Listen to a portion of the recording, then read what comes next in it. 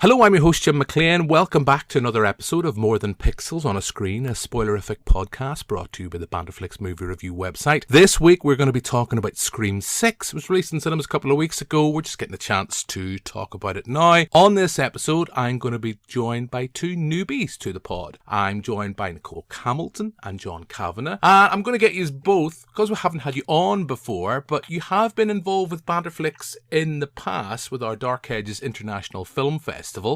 I'm going to start with yourself, Nicole. Do you want to tell our listeners a little bit about yourself? Okay. Well, hello, listeners. I'm Nicole. I am a PhD student at Ulster University in English. And I tend to study like young adult fiction, that kind of thing, but horror is kind of my favorite thing in the world. Horror is life. Yes, exactly. Yeah.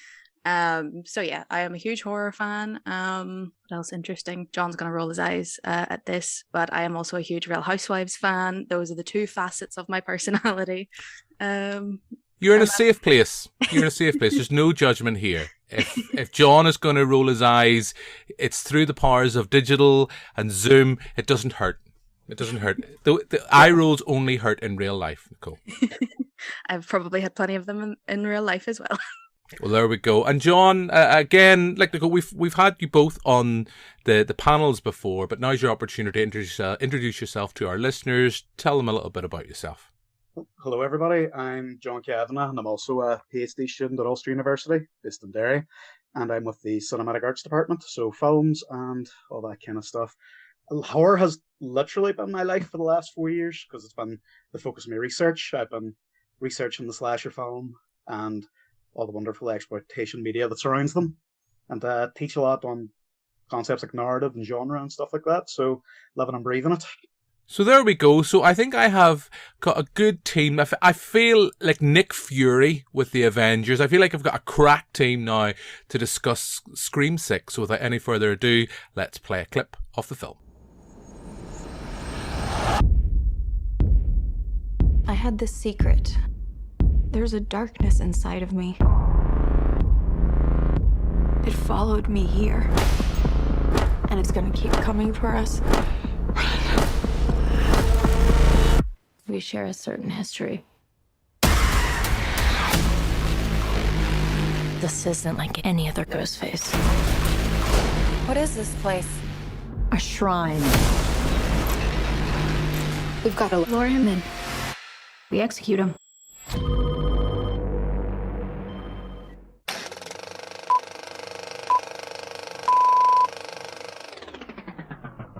So that's a clip of Scream 6. Film this time is moving to New York City. We have the Carpenter sisters. They're trying to start their life anew, but unfortunately, haven't they seen a horror film? Ghostface will never leave them alone. Now, this follows on from last year's Scream 5. Scream, I know it was dubbed, that restarted the franchise with its requel. I feel we're going to get a lot of we're going to get nerdy on this one, I sense. I'm going to start with yourself, Nicole, because I know this is an audio medium, but I see behind you in this digital Zoom screen, I see a Scream box set. Yes. So I'm going to come to you first, and you were telling me just before we started to record, you are a huge fan of Scream. As am I. I have reservations about this film. So I don't know if, you were worried about digital eye rolls. You're all the way in Cookstown. I'm here in Lisburn, so we won't come to fisticuffs, okay? I'll be nice.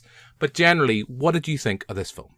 So I'll preface it by saying I was not a fan at all of what I and quite a few other people have dubbed Five Cream. I didn't like it at all. I came out of it feeling quite bitter and irritated.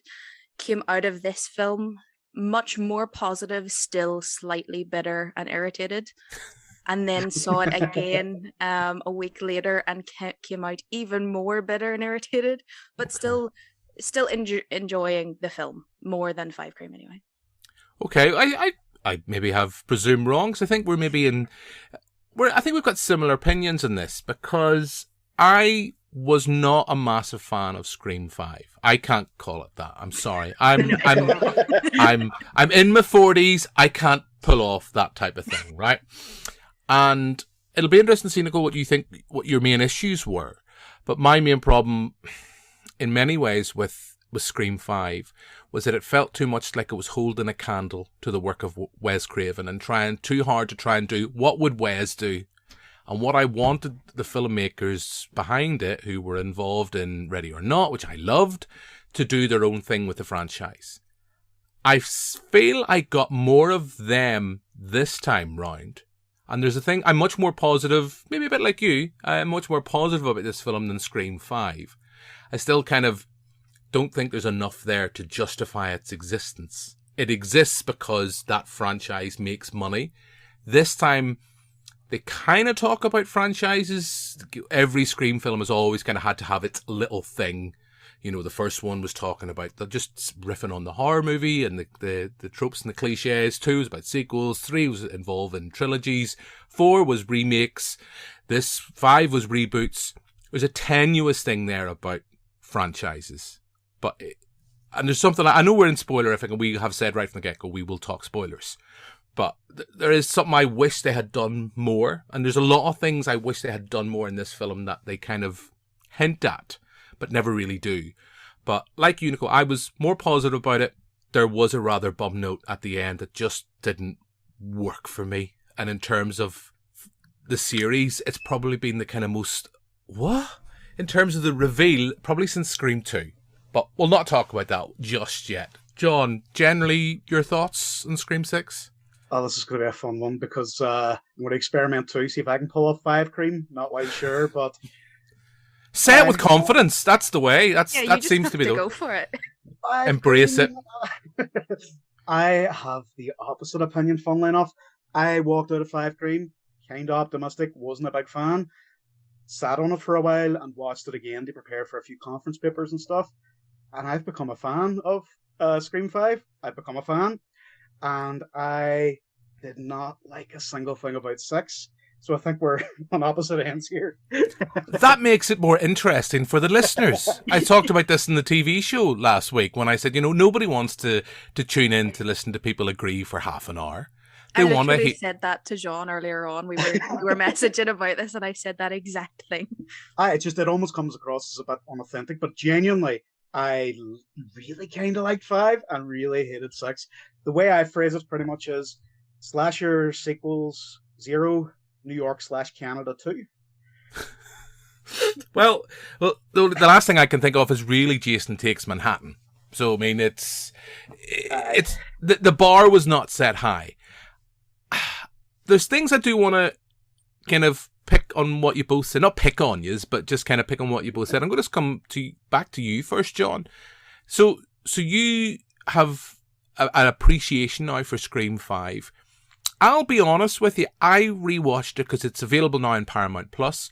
When I seen it in the cinemas, I came out of it and said, look, oh yeah, it's great it's like an old friend. It's great to be back in Woodsboro.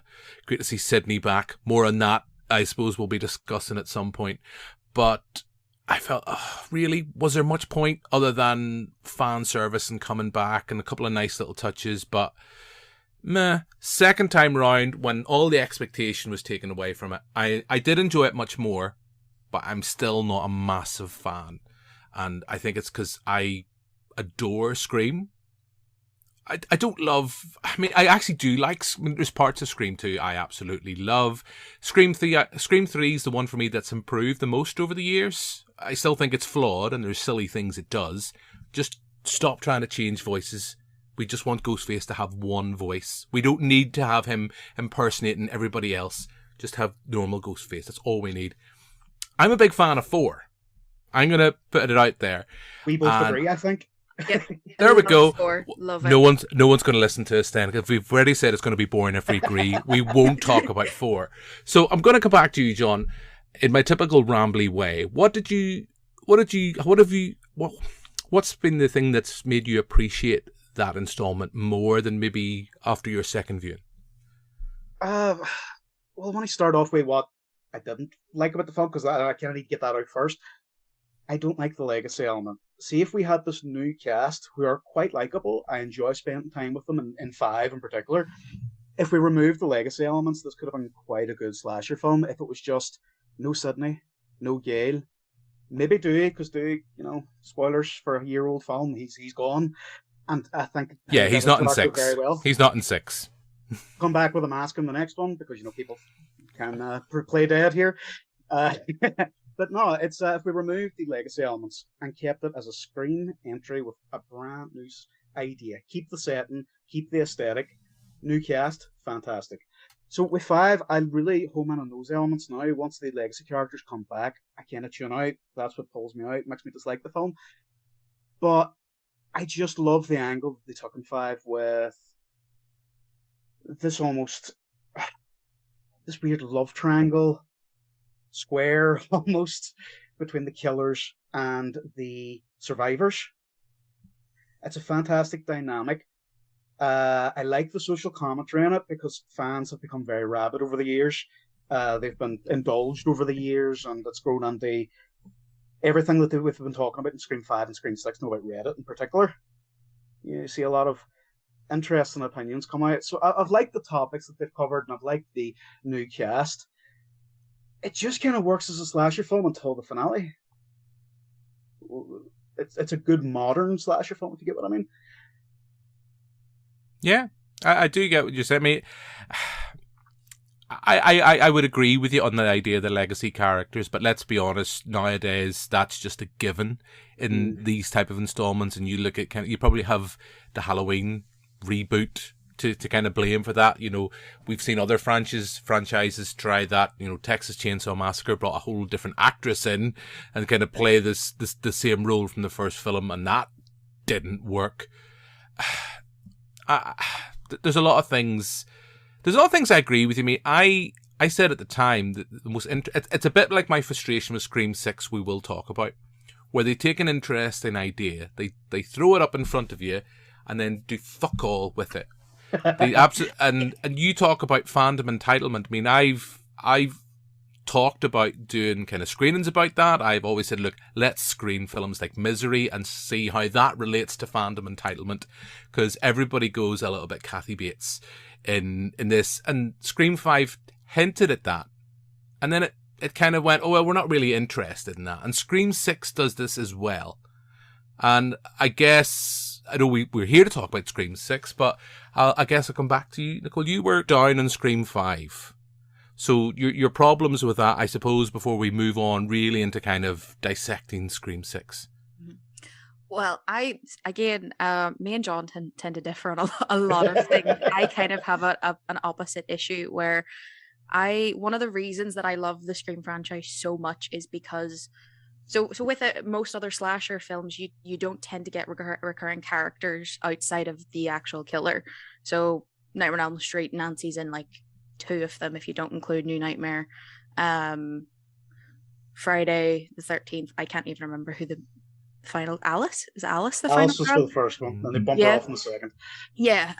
It's so the final girls and all that kind of thing aren't a recurring character generally in most slashers, but for me, Scream is Sydney, and I have an issue with bringing her back to throw her in for 5 minutes as fan service, and to just be like, hey, look, we brought her back, be happy about that, and then here's this bunch of new characters that I personally don't feel they did a fantastic job introducing us to, because they had to juggle so many different elements with the legacy cast, introducing the new characters, also bringing in the connection with Billy Loomis, which is a thing that I am not a fan of. I felt like they were trying to do too many things, and also like you were saying, that they bring in ideas and then just kind of chuck them out the window, that they don't stick to a particular commentary, or there's not like a real narrative thread throughout the whole film that really makes sense to me. And then the other thing that I really have an issue with is with Richie, spoilers for 5 Cream, but with Richie being an entitled fanboy as a killer, it makes it very difficult for anybody to have actual critiques of the film, because you you get accused of being that entitled fan whenever you just have an issue with something that you personally just don't think turned out that good. Yeah, it's a really interesting point that you make. It isn't. I never really thought about it that way. It's worse for me with Scream 5. I'm not going to call it what you're calling it, Nicole. I'm sorry. I'm okay. too old. I'm too old. Scream 5. I'm not even going to call it Scream 2022. Not even going to go down that way. But it was a 3-star meh for me for that film. And that was the thing. I didn't have an overtly positive reaction. I didn't have a really negative reaction to it. As I said, it was nice being back in Woodsboro. I didn't really feel the need for it. Some of the legacy characters, the kind of those related to Randy, I will have more of this in Scream 6. I do find a little bit annoying. I think kind of, Jamie Kennedy did his thing with Randy. That was great. And I don't know. And when we go down those kind of Randy-esque rants this time, it just feels like, oh, remember Jamie Kennedy? He did those. That's what fans want. And there's a whole angle, there's a whole section in Scream 6 where they go down that, and it's like, oh, come on, you don't need to do that again. So we've kind of talked about Scream 5. As I said, so this time around, we moved to New York. I don't see a massive benefit from that, if I'm honest. But I think it is a positive. I think, we don't have Sydney this time. We don't have Neve Campbell. She's not coming back due to reasons outside of the films that's kind of due to with money being owed and franchises. There's a whole discussion about that we could go down. And if we feel the need, we can. Because there is a sense that I don't think it's been published how much she was offered. I don't know if it's out there. But she just said that it was, for what she's given to that franchise, it was a joke. And yeah, probably rightfully so. I was talking about Creed 3 a couple of weeks ago, just to go off on a tangent. It's what I do. Apologies. And I think Scream 6 handled the fact that she didn't come back much better than, say, Creed 3 did. In that sense, like, it kind of makes sense to the narrative. Each time you've kind of felt like she's been clawed back because there's not enough faith in Ghostface himself or, supporting characters. It has to be her. And I think it's freed the franchise up a little bit. The Carpenter sisters are interesting, and I'll be interested to see what you both think, because I think, again, it's they're doing something, they don't really expand upon it, where they're trying to play with their idea of the final girl and kind of do something maybe different. Maybe it's not overtly different. It has been hinted at before. A final girl that likes to kill and is kind of secret, is trying to hide this fact or trying to fight the sense that she does. And we see that, we have a final girl that enjoys the possibility of killing. It's hinted at, it's never really expanded at. But the other thing I found was that we have a Ghostface this time round that isn't maybe that interested in the movies. I thought that was we have the cold open, which I thought was great. The kind of, you go, okay, here we got familiar face. We're getting back to kind of the days of poor old Drew Barrymore. We have a teacher being offed, the reveal of the killer, and you're like, oh, this is really clever, okay. And then it's a double bluff, and then there's another reveal, and we have Ghostface, who gives a fuck about the movie, and you're like, okay, this could be interesting. They don't do anything with it, really. We have a couple of returning characters coming back. I'm rambling a little bit. I am positive about Scream 6. I just think it's flawed. And it's that sense of you wish the movie you had been given rather than, being allowed to get angry. Some great set pieces. These are directors that know what they're doing with set pieces. The stuff on the train, it's in the trailer, so it's not really a spoiler, is brilliant. The stuff in the bedroom, in the apartment, across the ladder, really well executed horror. It's just, and I don't know, when you have a reveal and a double bluff, I don't know. Can I ask you both, and I'll come to you first, Nicole, did you call the killer this? Are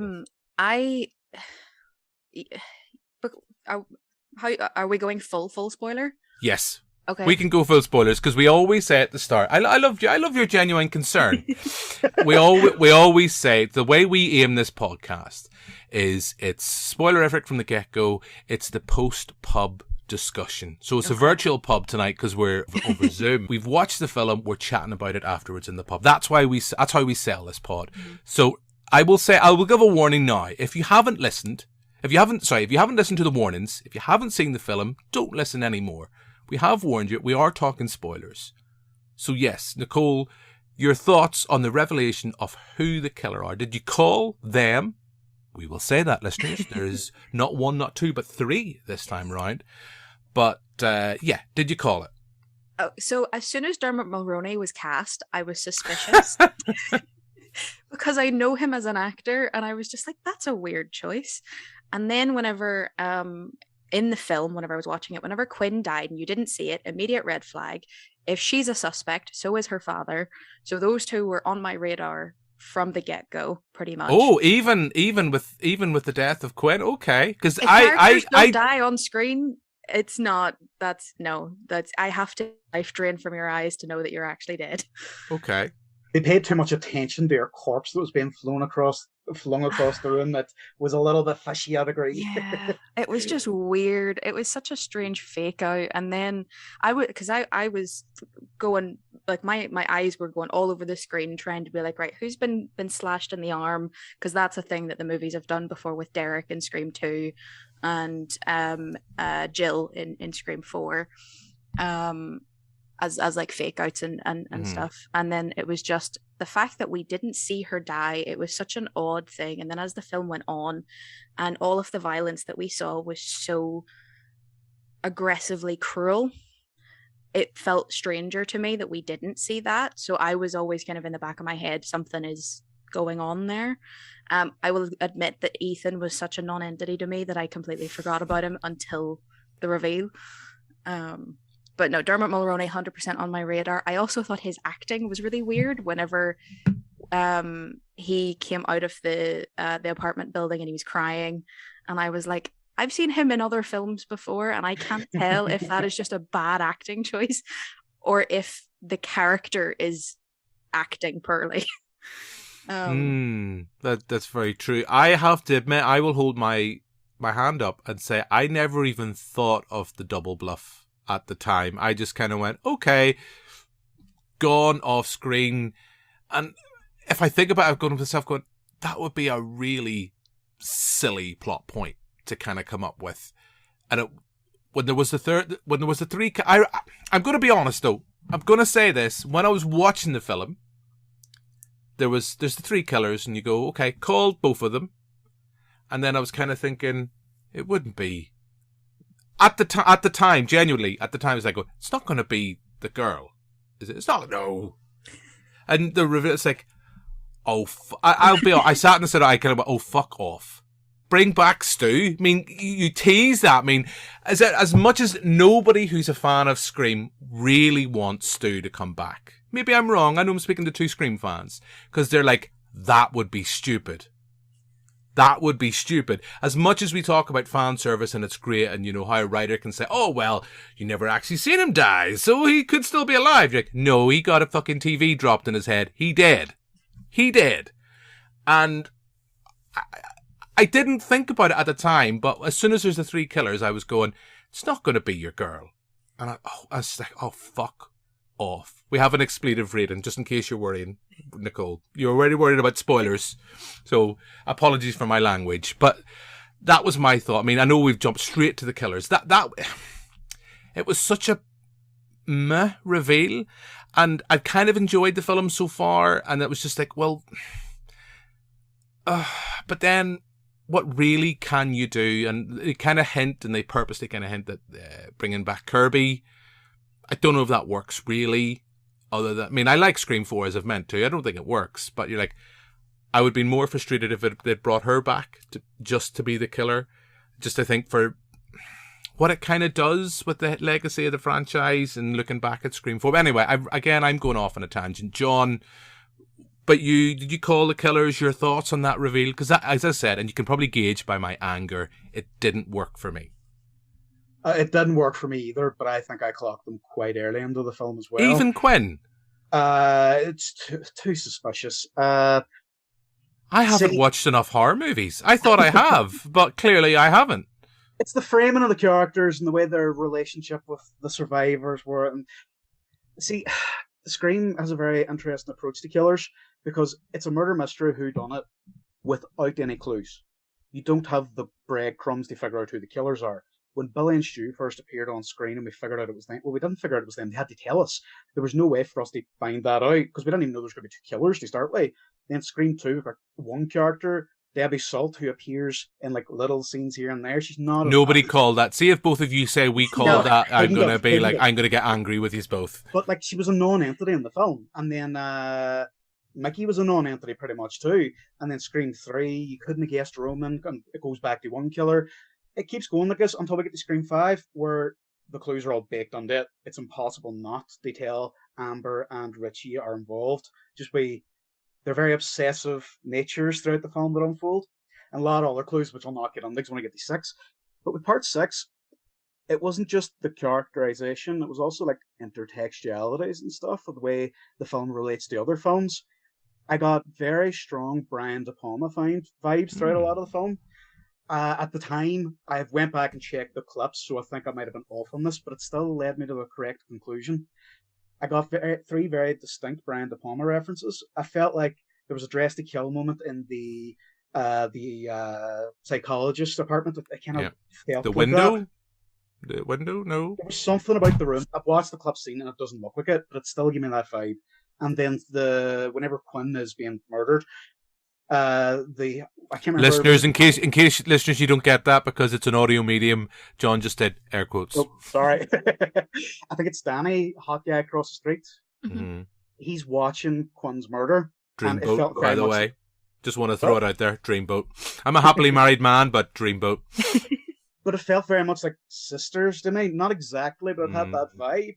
And then whenever they're in the park, and it's pretty much a recreation of Scream 2, it felt a wee bit like Raising Cain, just the way things looked and felt. They don't look like that whenever I went back and rewatched the sequences, but it gave me that vibe, that feeling. So I started thinking of fucked up families. Instantly thinking the Carpenters cannot be involved. They're probably leaving that to part 3. Or part 7 even, I should say. It can't be Chad and Mindy. It would be great if they did. That would have been interesting, I thought, but they didn't. And the only other family we have is Quinn, her father, and the dead brother. She mentions the dead brother, and I'm thinking, they keep talking about family here. I keep getting intertextual family vibes. A dead brother, who died in the last film? He's probably a brother. I was making connections, but I wasn't sure of them until Ethan started acting so inconspicuously that he was off. He was just off. He couldn't have worn a sign saying I'm the killer and made it more blatant to me. So it was more the general aesthetic of the film and the way it related to other films and the way the characters behaved. Like whenever Mindy's doing her Scream 2 / requel legacy sequel rules, Ethan and Mindy both are very abrupt, shouting out, "Oh well, we can't be suspects because of this. We can't be suspects because of this. These are suspects because of this." And then Anita, is it? Annika. Annika. She is so different in her responses. She's so much more realistic. She's more of a human being, if you get what I mean. These two, a normal person. Aye, she's more. The other two are too detached from the group, even though they're firmly placed within it. And then, as soon as they said the line, "Isn't this all police evidence?" I was like, well, the father, Quinn's father, is definitely involved. Even though we're supposed to think Kirby at this point, it's clearly the father. And the 3 killers, I've been anticipating this in Scream 4, because I thought, what's the best way to follow Scream 3 than to bring in 3 killers instead of the 1? Bring the maths back into order. Then I really thought it was going to happen in Scream 5. I had called Amber and Richie early, but I was trying to think of a third, and I actually thought Mindy. And then on this one, I just brought it over again. There has to be 3. And the fact that they kept talking, they made 2 very explicit references to Roman that felt out of place. How he was special for being the one solo killer. I thought, well, there we go. We're going to invert that with 3.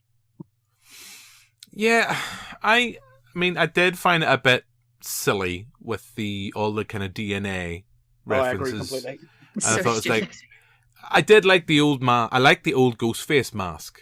Mm-hmm. I like that element. It's like, okay, that's a nice little kind of visual thing. It's kind of that idea of I suppose that's coming back to mention earlier on Halloween with the older kind of Michael Myers mask as well. But as I said, I found it stupid.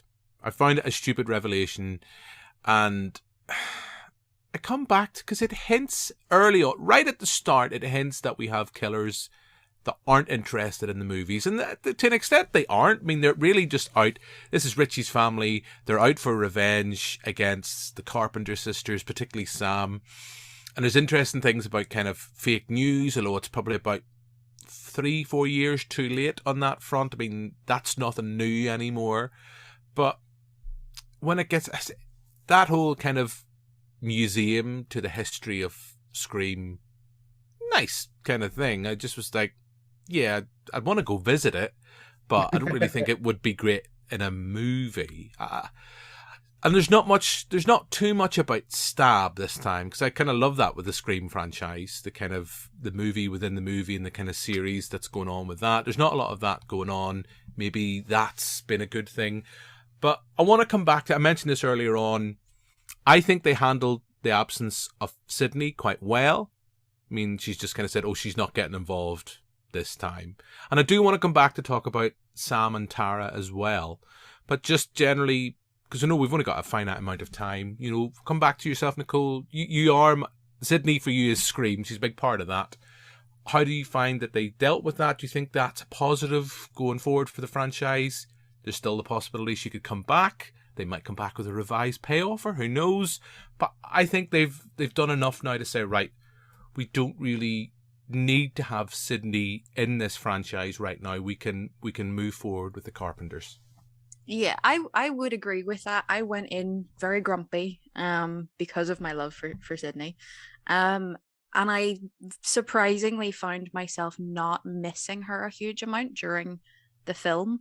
I think it did enough character work with the characters that we have to keep me to actually make me more invested than I was before. I felt like the character interactions with between Sam and Tara, and I actually quite like Mindy, but I don't know if you've seen Yellow Jackets, but the actress who plays her is a main character in that show, and she's fantastic, so I'm slightly biased there. But I like Mindy. I quite like Chad as well, and I feel like the dynamic of that group, the core four, works pretty well. So I didn't miss Sid a huge amount. I would love for her to come back, but I also only want her to come back if there is a reason to bring her back. I don't want it to be like with Five Cream. I felt like it was slightly shoehorned in because I didn't understand why she felt the need to come back to Woodsboro. Mm-hmm. Totally whereas agree. every other, like with Scream 4, she's coming back for a reason, and she wasn't coming back because Ghostface was there. And it just so happened that not just so happened, but that Ghostface timed it so that she was there whenever it happened. But with that, her coming back specifically for that felt strange. So I think if they were to bring her back for 7, that it would have to be for an actual reason, that she couldn't just say, oh, Ghostface is back, therefore I am also going to appear. It would feel strange and out of character at this point. I'm trying to remember 5, and I know it's probably about a month or so since I watched it. Is the reason she's brought back in 5, it's the death of Dewey? It is actually, yeah. I realised that as soon as I said it. I'm just trying to think of it, because I mean, I agree with you, because 4, there's a reason why she's coming back. It's the book tour, isn't it? Mm-hmm. She's coming back, and the kind of that kickstarts the whole kind of thing as well. 5, you know, we have the death of Dewey, so, you know, R.I.P. You know, he's finally no longer indestructible, but clearly his powers has passed on to the Woodsboro 4, because they're now fucking not, they are indestructible now. You talk about kind of fake out deaths, we can see them getting kind of stabbed, everything, but they're still, we're okay, and we can run a marathon straight after we've been stabbed. You know, for you, John, coming back, you know, I think it's a positive for the Scream franchise that, you know, I'm thinking of Halloween, then we had Jamie Lee Curtis, and then to an extent Daniel Lloyd. To an extent, we kind of had her kind of taken on. Everybody wants her to come back. It's not going to happen. Right? But I think this is a positive for Scream, because I think everything that can be done, if we're really honest, Sydney had her natural ending at the end of Scream 3 with that sequence with the gates, and kind of that was the way of ending her story. 4, it kind of makes sense for her coming back. 5, it's flawed, but there's you can see a justification for her coming back. But I think it's a positive. She's not here this time. I miss the days where a slasher film could just turn around, say, for example, in Halloween 4, and say, Jamie Lee Curtis isn't coming back. She died in a car crash with her husband. Here's a picture of her. Let's forget about her and look at her daughter. I miss the days where, you could just have that. You could just move on. My ideal Scream franchise, which a lot of revisionist history here is, my ideal Scream franchise is we had Scream 1 with Sydney and the core cast, and we jumped onto a new high school, new suburban area for Scream 2. Oh, but then you get the Scream TV series, John, and then nobody liked that. I haven't Nobody liked that at all. It's not great. I kind of enjoyed it whenever I was watching it, but I recognized that it wasn't a good show. So the first series is okay. First series is kind of fine. After that, it just becomes Riverdale with more of a serial killer vibe, and it's like, nah, you're okay. And then the third series, when it just goes back to Ghostface, I think if I'm right, it's set. It's been that long since I've seen it. I think it's set in the kind of Scream movie universe, because you've got the Ghostface mask. I know the first two series are their own thing. But, John, I jumped in on a rant about the Scream TV series while you were giving a very thoughtful, profound chat about Sydney. Just before I get back onto that, I actually don't think the slasher format works on TV. I think it should be confined to about 90 minutes, 105 at most. I know most Screams break that completely, but that's just a preference of mine. But I do think it doesn't translate the other. And this is the longest Scream movie as well, don't forget, as well. But it feels it. Yeah, it feels it. But the worst thing about that is the fact that it tries to cram in so much, and it still doesn't have enough time for everything, despite the fact that it's one of the longer slasher films, bar Terrifier 2. But again, that's a different talk. But I really think Scream shouldn't have been tethered with a legacy from the start. I think they should have moved on to kept the core concepts, but moved on to a new setting, new idea. Because I really think, what's the best way to put this? This is going to sound weird, but it's been the same killer for 6 Scream films now. They're different people, they're different characters, but they all become Billy and Stu the minute their masks come off. Mm-hmm. It's the same aesthetic with Ghostface. It's the same killers after the reveal. We've got no way of knowing, unless they're blatant Scream 6, who the killers are beforehand, and they almost become different characters. I think that should be the link, the suburban setting, because I do genuinely believe as well that a slasher film is made or broken by its environment, because its environment brings out a lot of its social and cultural context.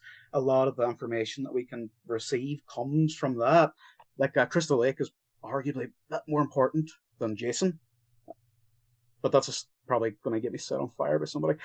But no, with Sydney, I honestly think Scream 5 could have handled it well. We had that moment where Dewey phones her, and she says, "Don't worry, I'm not coming home. I've got a gun. I'm Sydney fucking Prescott." And if we had have left her there, I think that would have been a good conclusion. Sydney still is paranoid in a way that could save her if Ghostface was to track her down. But since he's not going to, since he's got new targets, she could have been left in the past. She would have got her happy ending, but with that aura of survival around her. You get what I mean? So for them to turn around then and do the same thing, but with no screen presence, it just feels like we're keeping the door open just in case we can mend this fence. She might come back for Scream 7. We'll not publicize it. Everybody will love it. But maybe they burned that bridge too much with this really awkward payment situation. So I feel like, I don't think she's gone for good. I think this is another Laurie Strode situation. She's gone for a while. She will be back. Yeah, eventually she'll come back and say, you know what, my story wasn't finished. Yeah. Now, for a whole new trilogy, Scream 8, 9, and 10, I feel like I should come back and finally tell everything, that the story that needed to be told. That's Sydney. What do we think of Tara and Sam? Sam in particular, I come back to that point I mentioned earlier on, where I think that it's the frustrating thing. I think they're trying to do something interesting with the character. I don't really get, and I don't get this kind of almost pseudo attempt to redeem Billy.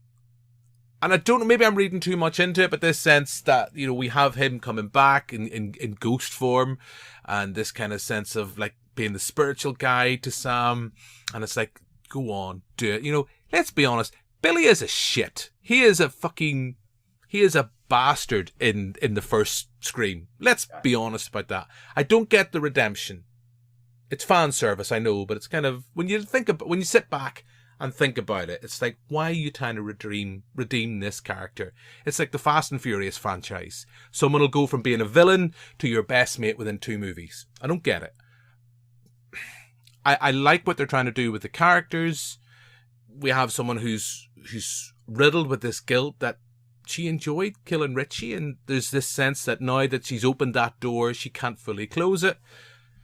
Whether they're going to explore that more in 7, but then probably after 5, I was going, oh, that's an interesting thing. Oh, you're going to explore that in 6, and they do it in a second, and then go, nah, we're not interested in that. We want to see more people killed in a bath, etc., etc. Nicole, for yourself, I mean, I know we've talked about Sydney. Are new Scream queens for the Scream franchise? I like both of them. I think that character thread with Sam and her murderous tendencies is really interesting, and it's something that there's quite a lot of academic articles that have been written, or not necessarily academic, but just books and stuff that have been written about Scream that have talked about how in the final act of the original Scream, Sid has to put on the Ghostface mask to defeat the killers and everything, and that's kind of, I feel like Sam is kind of an extension of that, but taken to like the nth degree of actually enjoying the process of murdering somebody. And I find all of that very interesting, but like with you, I don't think they do enough with it. And I think that they seem to believe that just having her have that one cathartic moment at the end of the film is enough to consider it dealt with. And actually I didn't think they were actually going to do this, but in the opening of 6, whenever Ghostface is killing Jason, love that his name is Jason,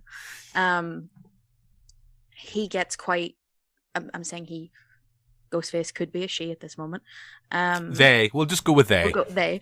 Ghostface gets quite annoyed at Jason for the way that he talked about Samara Weaving's character being like a piece of meat. And I thought we were going to get like some kind of righteous like killer that was taking revenge on not revenge, but that was punishing ghost faces or something like that. And I thought that they were maybe trying to hint that it was actually Sam who had kind of taken up the Ghostface mantle herself to stop people doing things to other people what was done to her. Sorry, that was a really awkwardly phrased sentence. Oh, I get you. I thought that was kind of what they were hinting at. I didn't believe it was actually what they were going to do. And I don't think that they are brave enough to necessarily have her go full serial killer. But I thought that was a potentially interesting thing that was just never picked up on again. Even just in the rest of the film, that idea of Ghostface being angry at a person being dehumanized was an interesting thing that they just never talked about ever again. Because that would be elevated horror. And that's not what they want to go, and that's not what they want to go down with this franchise. True. I agree with it. I mean, I didn't think of that, to be honest, but it's a clever idea. I mean, I know I've mentioned earlier on. I mean, I think back to Halloween 4, which I know Joe McElroy, who's involved with us, is a massive fan of. I'm not a massive fan of Halloween 4. I'm sorry. I've said it before, but they left in that kind of, we go back to the end where they go, oh, here's potentially a young girl who could become a killer. And then in Scream 5, they're like, nah, don't want to do that. It has to be Michael. Has to be this, and has to follow all the kind of the cliches and the rules. Coming back to 5 and 6 again, it's just those things that, like you, it's the film you wish you'd had rather than what you were served up. And whether that's just they decide that's not mainstream, and I hate using that phrase, blockbuster stuff that gets bums on seats and maybe gets, because I think you've both, am I both right? You've both seen this more than once? I'm on viewing 3 as of today. Okay, so there we go. I mean, they've got bums on seats more than once. I don't know, maybe there's this fear that if they try to do something a little bit edgy, a little bit different, that people aren't going to vote with their seat, and they'll say, well, we can't leave it, for the next franchise. Let's have Sam pick up the mask. Oh, no, she'll put it down. That's enough. That is, as Shrek says, that'll do, donkey. That'll do. But John... Film for you, Nicole, by the way, just before we move on. Have you ever seen the 1984 British classic, Don't Open Till Christmas? No. But a man who runs around punishing Santas, dressed as a Santa, he slashes a lot of Santas. It's kind of that vibe, but replace serial killer with Santa. It's fantastic. It's Okay, not, I have but to it's track great. that down. I might be having a little note for myself for a screening for Pantaflix for Christmas. So there we go. That's the beauty of getting yourself on, John. But we were talking about the new Scream Queens of this franchise. We were talking about Sam and Tara. Yourself, your thoughts on them? I honestly think Tara's a non-entity. She's kind of missing for most of Scream 5. I nearly said 5 Cream. Thanks, Nicole.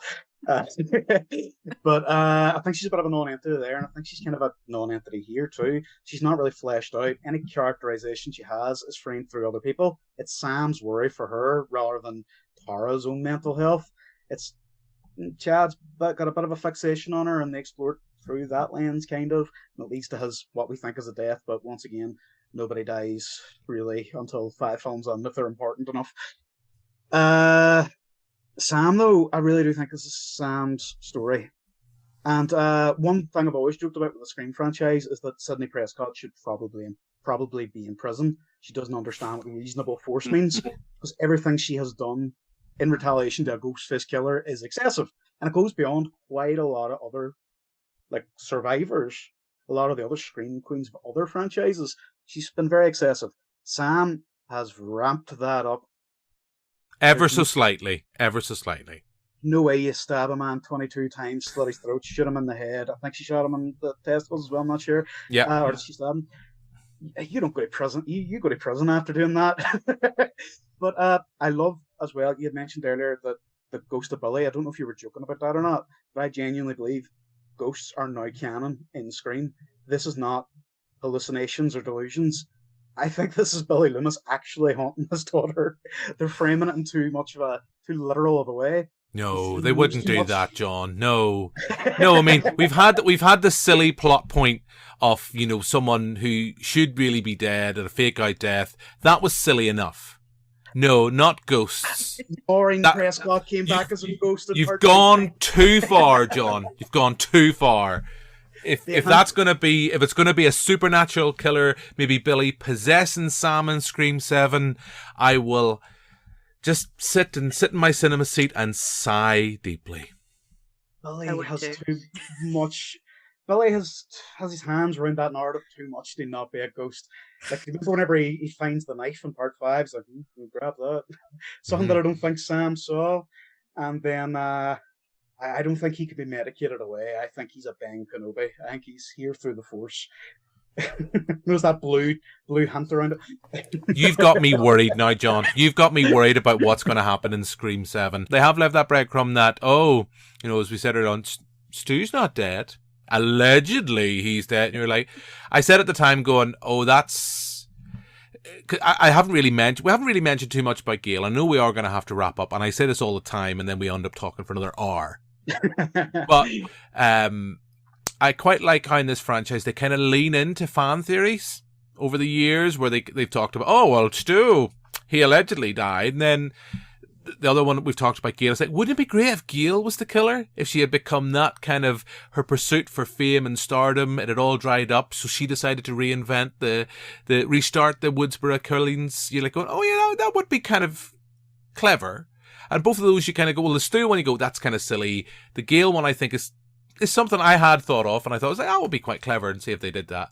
But then it's like, oh no, well, this is what you give us. It's an angry family that are angry that their son didn't get to complete his movie. All right, then.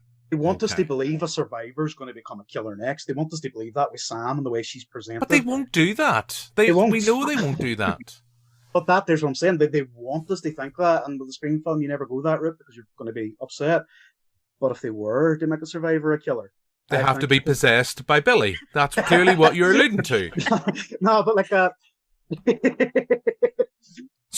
But then that's the get out of jail card. I didn't do it, your officer. I was possessed by my dead dad. I mean, that is kind of the plot of The Conjuring 3. Yeah. So And Scream 7.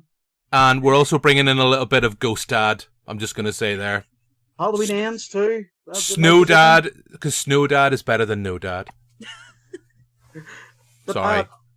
It's the way they play with it, like, because Scream 5 is Scream 1 again, Scream 6 is Scream 2 again, which makes us think that Scream 7 is going to be Scream 3 again. So we already have a half sibling baked into the narrative. Are they going to repeat it? They can't do Sam because that's too built up. If they're going to do anybody, it will probably be Tara. But I don't we see it happening also personally. But we don't know anything about their mum, and she hasn't been introduced to the films yet. Oh, So you're starting to depress me, both of you. I know. Maureen Prescott. Reverse Maureen Prescott. My dream is me and my friend were discussing just ridiculous theories. My dream is that it's had a twin sibling, and we bring back Laurie Metcalf and somehow bring Rebecca Gayheart into it, her character from Urban Legend, because in the second Urban Legend, she's at the very end of the film, so the character's not dead. So I want to bring both of those in and just have it be a wide-eyed staring contest between two crazed women. I would love that so much. I'm up for that. I prefer it better than John's ghost of Billy Loomis coming back. You know, if I'm the producer, I know which version I'm going to greenlight. And hey, I'll just throw on my cap and say, you know what, Scream 7, we're going to have Sydney as the killer. That's what we'll have in. That's what's going to be. She's going to be angry that someone else is trying to take in her place as the star of the Stab franchise and Ghostface's attention. So now she's flipped. She's angry. Or, I think if I'm correct, maybe they'll jump forward quite a bit in the time in the future, and Sydney has children now. So maybe one of her angry children will come seeking revenge for no real reason other than the plot needs it. The plot desires it. Look, I know we mentioned we have Gail coming back. Again, the trailer hints at it quite heavily, that she's not going to make it into Scream 7. Everybody's now indestructible now because they can get pretty badly stabbed, wounded, hurt on screen. And then you're like, okay, well, she's gone. She's got her nice little moment. And Courtney Cox, I like Courtney Cox as a performer. She's kind of got dead eyes in this. She's there probably because she needed a job. I watched a thing with Rachel Ziegler talking about Shazam recently. She's like, why'd you come into this film? She's like, I needed a job. And maybe Courtney Cox needed a job, and that's fine. I get that. I think she's great. Generally, not a lot for her this time round, really. But she's going to be there potentially. She's a smart lady. She knows, I'll leave myself open for a possible return for Scream 7. I'm not going to kind of sign myself out of this franchise and this golden ticket just yet. For the legacy characters, that she's the only one left now. Kirby, I suppose. We haven't really talked about her, and we're meant to be wrapping up. She's not given that much to do. You could have done without her. Kirby as well, we'll throw in at this point. I think you could have done without her character. I like seeing Hayden Patnair. I can never say her surname. I like seeing her back. I liked her. I like Kirby in Scream 4, but I liked her in Scream 4. Maybe not so in Scream 6. But, we're going to wrap it up. But, Nicole, John, your thoughts on the legacy characters here? I love Gail, just generally. I love Gail. I liked, because I tend to judge people who get really excited about fan servicey things, and yet with Scream I get really excited about fan servicey things. So whenever she dodged the punch and then got punched by Tara, I did have a really good time with that. I liked her investigative journalism of finding the shrine before the FBI did. I genuinely felt very tense whenever I saw that particular scene of Ghostface in her apartment, because I was worried after Dewey that they would kill her off. But then I was like, we don't have Sydney. They've killed Dewey. They can't also get rid of Gail, because that would be closing that door too firmly shut. But if just to throw in and just to shout across yourself, I mean, now that we've got Kirby back, there's other characters we could bring back from 2, from 3, from 4. They can kind of loosely count as legacy characters, I suppose, as well on that front. Yeah, I love Kirby as well. I do prefer her in 4 to 6. I think the writing is a bit sharper in 4. And I find it really weird that she's an FBI agent now. That was not a turn of events that I anticipated for that character. Not alone there. I'm almost certain that I remember whenever it was announced that Hayden was coming back, that she was going to be a film studies teacher. I thought that was in the press release or something. I should have looked it up beforehand, actually, because that could have just been a fever. Well, thankfully she didn't take that role, because then she wouldn't have made it beyond the opening credits. I would have been quite cross if she had been. Maybe that was their original purpose for her. Maybe. And to be fair, I think it would have been a ballsier move, but as we have kind of discussed, I don't know that they are willing to take those kinds of risks, because Kirby is such a fan favorite character. I also thought, just off the top of that, I thought it was really weird that they called Dewey the fan favorite in the film, because I don't know anybody that considers Dewey their favorite of the original trio. Oh, okay. I love Dewey. I love him.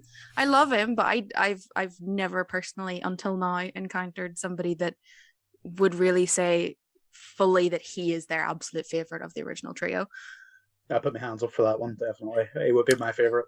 I can't go that far, but I can say this, that of all... I don't think Gail has her own little theme tune, or his own little tune. Sydney has hers from the franchise. Jeez, anytime I hear that, just... And I think there's a little nod to that in Scream 6 when Gail gets his theme tune for a little bit. I think I'm right. Isn't that right? Yeah, I can't remember that at all. It's whenever she's talking to Sam or Tara about being lonely or something, and talking about finding another person who's lonely to be with. It starts playing during that scene. Yeah, I love that theme. I don't love Dewey. I mean, I do love Sydney, but Dewey over the series, over the franchise. I mean, I did get. It's like in Scream 5. We've already talked about it. It's the sense, it's like, don't go back into the hotel. Just go on downstairs, live your life. You've been the hero. You don't need to go back. And neither of those two killers are over 6 foot. But why are they so huge? But no, I'm not lying myself. No, I'm not going to get myself angry and worked up about that. But yeah, I mean, John, did we talk about you? I don't know if they did about really Gail and Kirby too much. You see, I like it when films don't really care about fan service, like Halloween Ends, whenever Michael Myers is Pennywise in the sewer and gets beaten up by a teenager. Fantastic. I love it.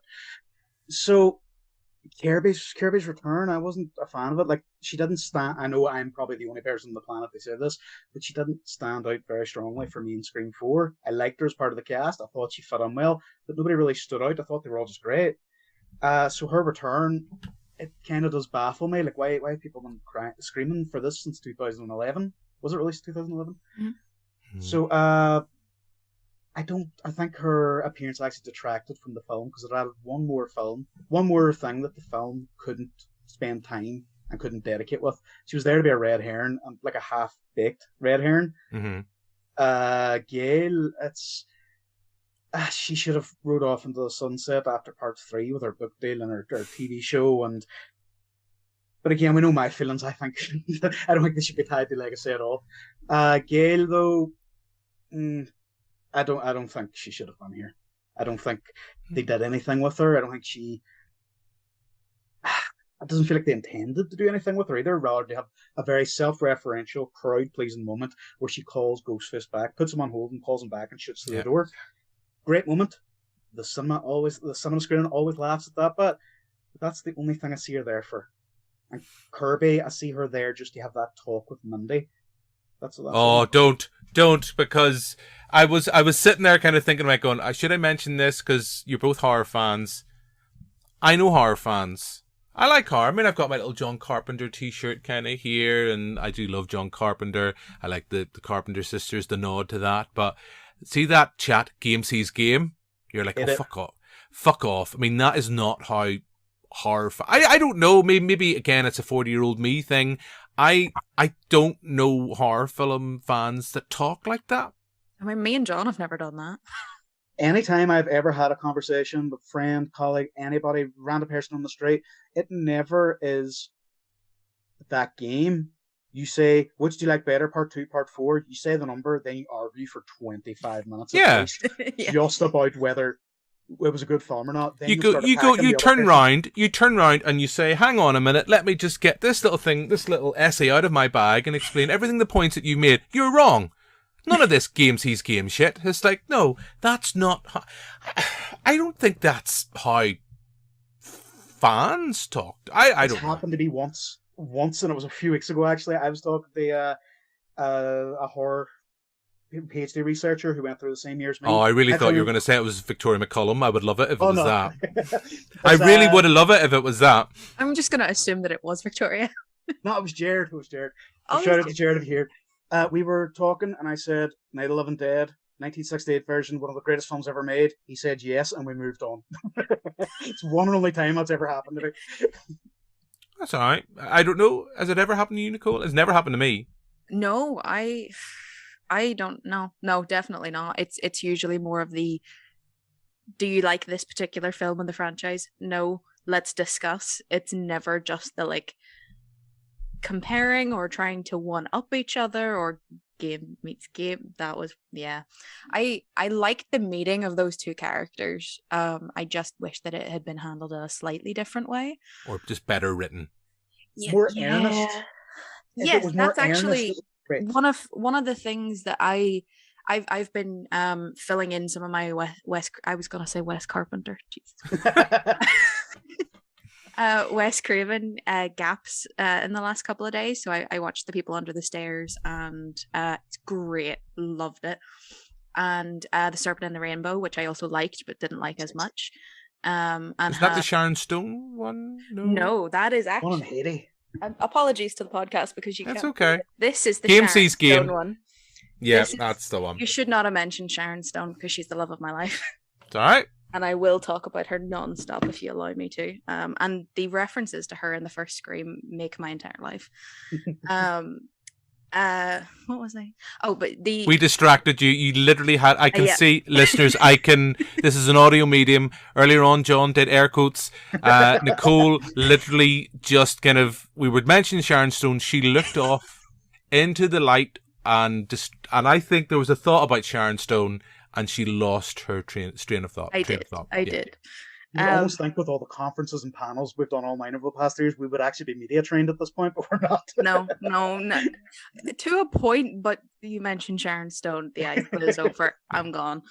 But to circle back, the thing that I love about Wes Craven, especially the films that he wrote, although I know he didn't write any of the Scream films, there is that earnestness. There's a real sincerity to him that he really he never made a horror film just to make a horror film, apart from The Hills Have Eyes Part 2.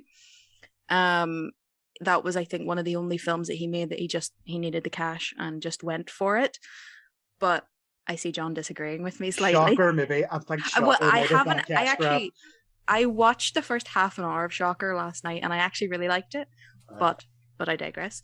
But there is that sincerity to his work that I personally have yet to feel in these most recent two films, and I think that's really where the disconnect comes for me, because I feel like they're writing to be quippy and clever and funny and entertaining and meta, etc., but none of them are Kevin Williamson. Even Kevin Williamson sometimes wasn't Kevin Williamson. I watched The Faculty recently, loved it, but the Kevin Williamson isms were not doing what they should have been doing in that film.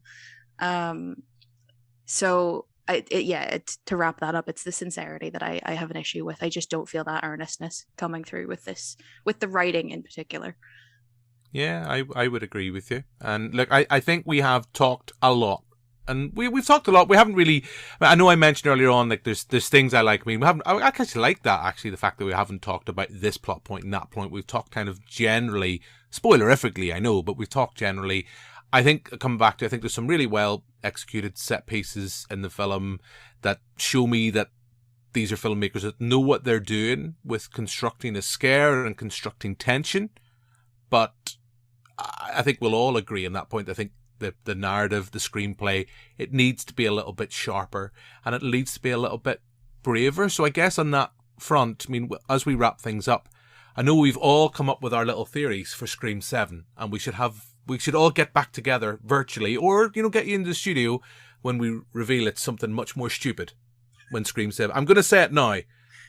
I didn't like your ghost theory, John. I know I made that clear earlier on, and I'm going to say it, but I think even at that, the revelation of the killer is going to be in Scream 7. I'm going to call it now, a year before it's even made. It's going to be stupider than that. Would we like to make a prediction of who it could be? I think it's going to be somebody already in the cast. Like somebody we've already seen before within the last 2 films. More than likely. But generally, as we wrap up, your thought, we've had mixed feelings about Scream 6, and we've talked a lot about Scream 5 as well. Your thoughts, I mean, I'm guessing the movie has our money already. Whether we like the last film or not, we're still going to pay our money to go see it in a cinema and either really enjoy it or get really annoyed. We don't know. We don't care. They talk about that with franchises. They know that they've got you. But, right now, a year before it's out, excited, Nicole? Tentatively intrigued, I think I'm going to go with. I will see it. I will probably complain about a myriad of things afterwards. But I am more hopeful than I was this time last year about where the franchise could potentially go. I'd be in a similar kind of position to yourself, John. Your last thoughts before we wrap up? If it's a slasher film, I will be paying to see it opening nights. That's going to continue to happen, whether I like it or not. Not a fan of this one. I don't have a feeling. I don't think it's going to grow on me. I just don't think there's enough substance there for me to really latch on as a fan. But you'd be really excited and really enthusiastic if Scream 7, if it is a ghost killer. If they go full meta with Ghostface being a ghost, that's gonna be you're gonna sit there in your cinema seat, the smuggest bastard that has ever lived, just sitting there going, You have no idea how obnoxious I'm going to be. If it's either Ghost Billy Loomis or Tara Carpenter, if it's one of those two, I'm going to be the most obnoxious person on the planet. I mean, based on the track record that they've given us so far, it wouldn't be a surprise if it was Tara. It wouldn't at all. Half sister, and it's going to be Roman parallels, and I'm not going to like it, but I'm going to be there opening night.